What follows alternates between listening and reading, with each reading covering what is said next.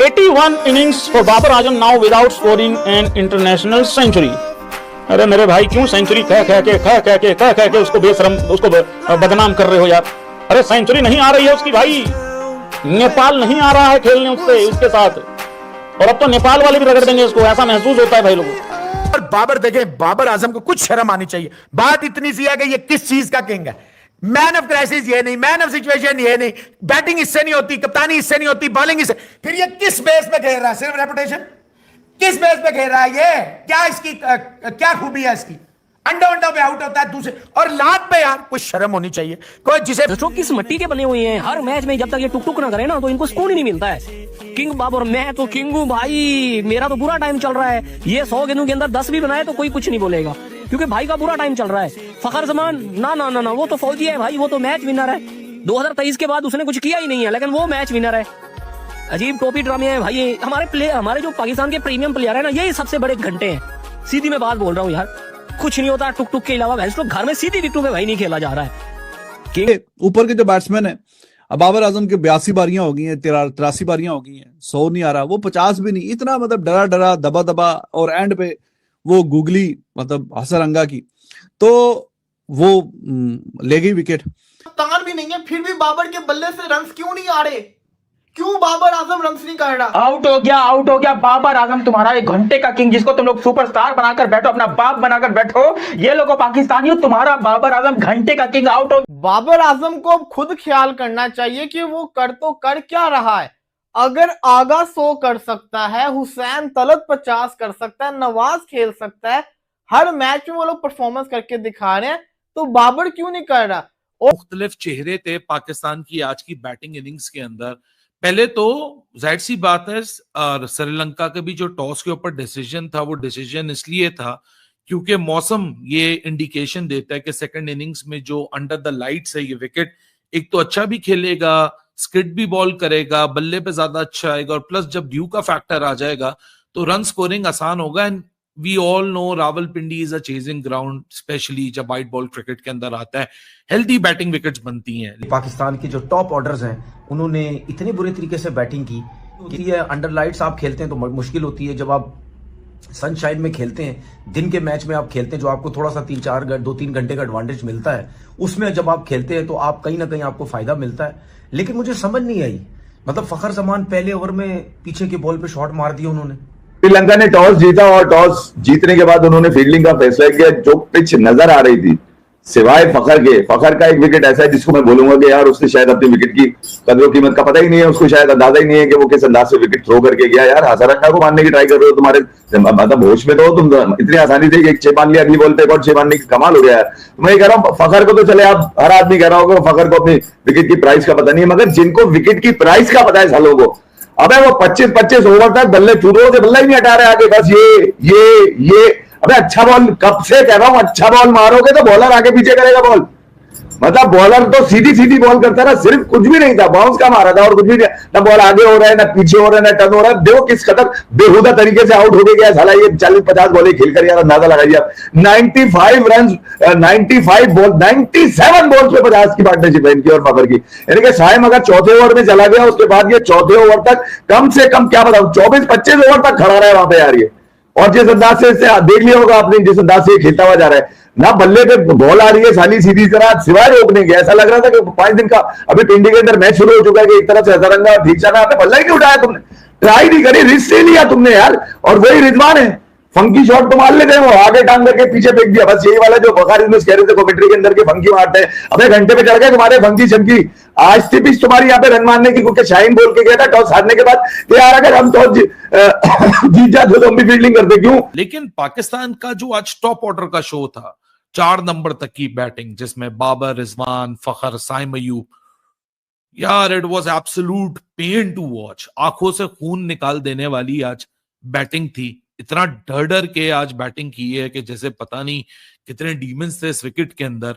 मतलब 7 ओवर के अंदर 42 गेंदें होती हैं, पहले 42 गेंदों में 35 डॉट बॉल है, 35 dot balls in first 42 deliveries.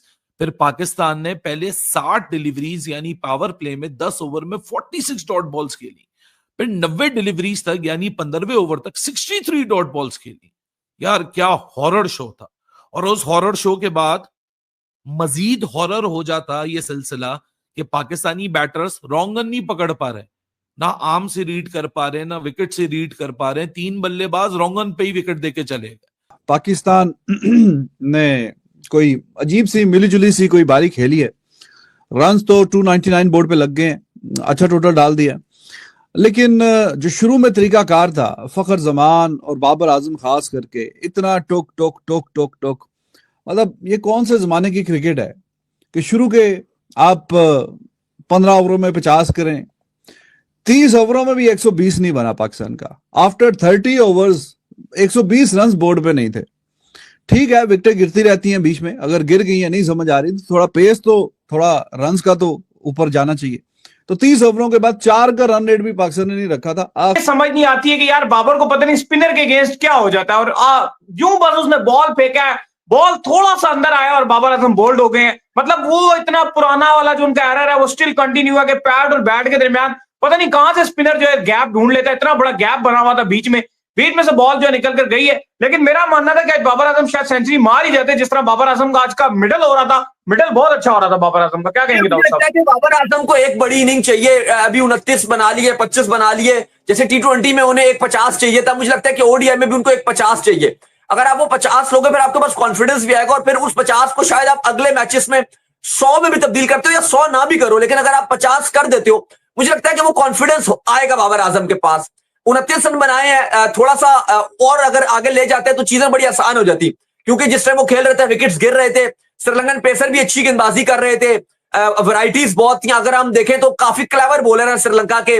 Pakistan को भी आखिरी जो 7 ओवर है उन्होंने सारा ऑफ स्टंप पे खिलाया, टोटल ऑफ स्टंप पे बॉल डालते रहे, वैरायटीज डालते हैं। आपको एक और चीज भी देखनी पड़ेगी, जो प्लेइंग 11 जो बंदा सिलेक्ट कर रहा होता है पता नहीं क्या क्या करता है, कुछ समझ नहीं आती है।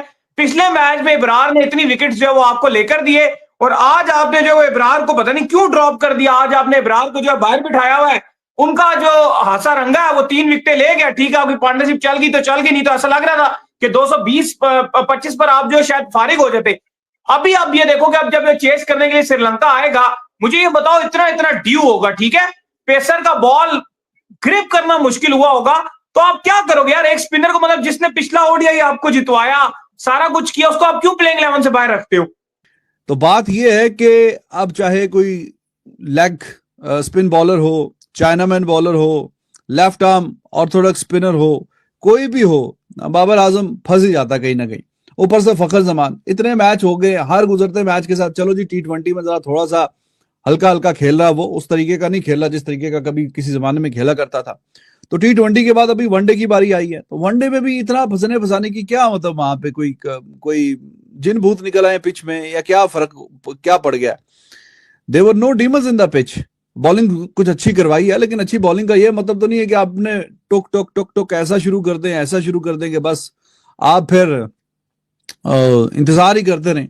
बाबर आजम जिस पोजीशन पे आउट हुआ है तब तो मोमेंटम सेट था।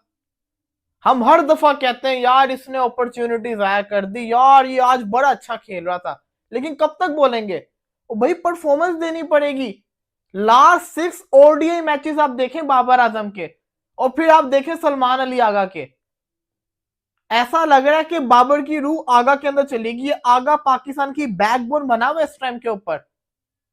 हर मैच में वो बंदा 50 मारा, और आज तो सेंचुरी मार के गया, शानदार खेला। हुसैन तलब ने 50 कर दिया। इससे आप अंदाजा लगाएं कि बैटिंग कितना लेटर, जिसको कहते हैं ना, इजी हुआ था। और आपके बल्लेबाज क्या कर रहे हैं? फकर हो गया, साइम हो गया, रिजवान हो गया, इनको साइड पे कर दें। हमारे लिए जरूरी है बाबर आजम। बाबर आजम 2023 के बाद से ओडीआई की मैं बात कर रहा हूं, पाकिस्तान का टॉप 3 रन गेटर के अंदर नहीं है। नमस्कार दोस्तों, जैन। जैसा कि आप जानते हैं कि पाकिस्तान और श्रीलंका के बीच में वनडे सीरीज शुरू होगी, जिसमें कल पहला मैच था, जिसमें पाकिस्तान के बल्लेबाज जो कि ऊपर के 3 बल्लेबाज थे, फखर जमान, बाबर आजम, सैम अयूब और रिजवान, चारों के चारों फेल हो गए स्कोर बनाने में। उनसे तो पावर प्ले में खेला तक नहीं गया। बाबर घंटे का किंग भी कल फेल हो गया, 29 रन बना के आउट हो गया। जिसके बाद पाकिस्तान मीडिया ने, जैसे कि आपने देखा, काफ़ी ज़्यादा लड़खड़ाया है इस वीडियो में। दोस्तों अगर आपको वीडियो अच्छी लगी हो तो रिक्वेस्ट है आपको चैनल को सब्सक्राइब कीजिए, वीडियो को लाइक कीजिए, शेयर कीजिए। थैंक यू सो मच, धन्यवाद आपका वीडियो देखने के लिए।